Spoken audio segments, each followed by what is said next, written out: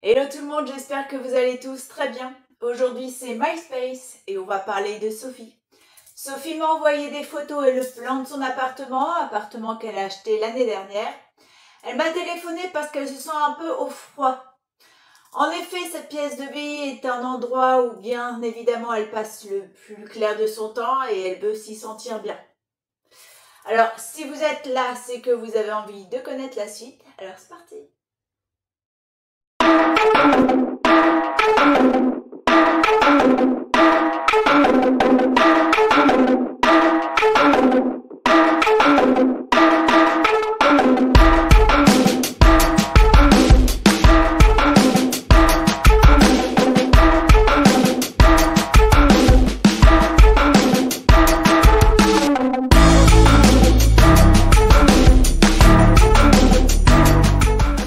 Allez, c'est parti pour une petite présentation de la pièce de Sophie. Pas de blabla, regardez juste à quoi ça ressemble.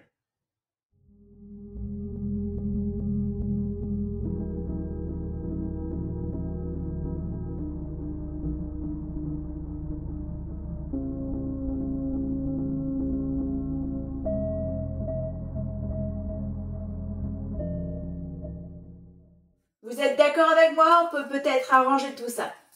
Si vous avez des idées, je vous invite à les mettre dans les commentaires et je me ferai un plaisir de les lire et peut-être qu'on pourra en discuter.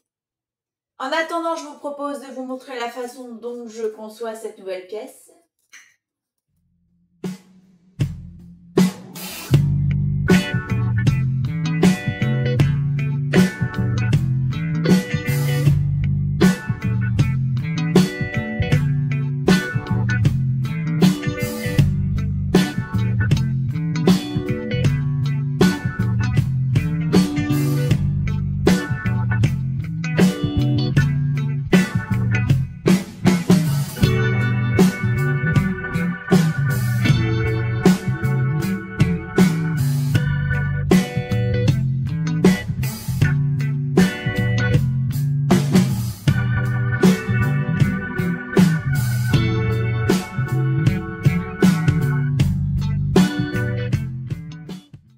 Alors on va un petit peu développer. Comme vous le constatez, l'origine est, comment dirait-on, un petit peu illogique. Nous avons une table loin de la cuisine, un canapé adossé à cette table, un sol nu en carrelage blanc. Certes, ce genre de sol est pratique à nettoyer. Si on met de côté les joints qui un jour vont noircir, mais côté ambiance, on repassera.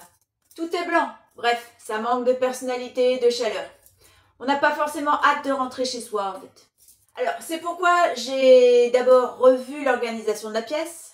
J'ai séparé les différentes fonctions de la pièce parce que l'œil voit, donne l'ordre au cerveau d'apprécier ou pas. Et en l'occurrence, la logique, la douceur et le confort, notre cerveau aime beaucoup. Alors, le salon prend sa place avec la pose d'un tapis pour démarquer l'endroit du salon. Donc, sur le tapis, on a gardé le canapé doré sur lequel on a mis quelques coussins.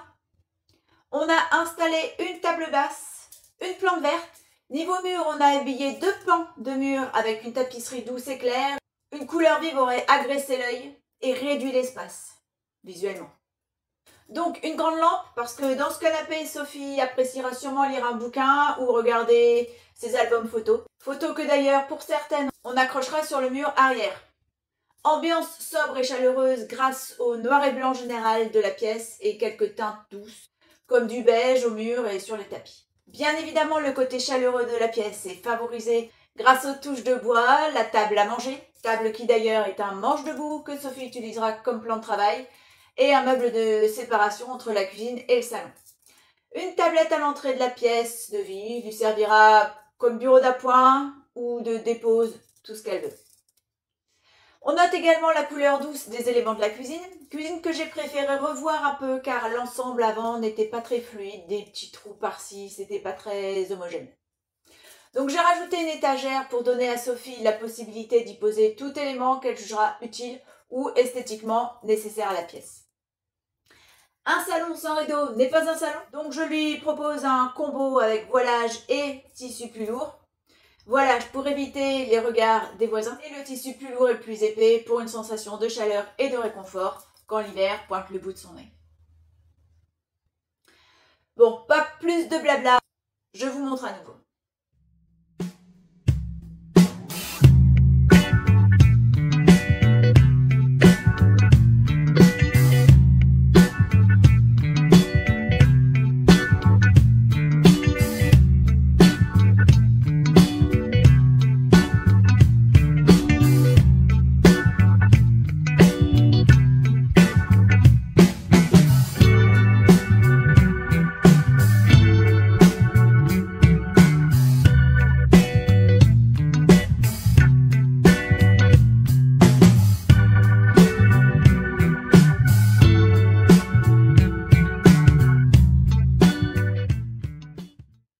Voilà, j'espère que cette transformation vous plaît, évidemment surtout à Sophie.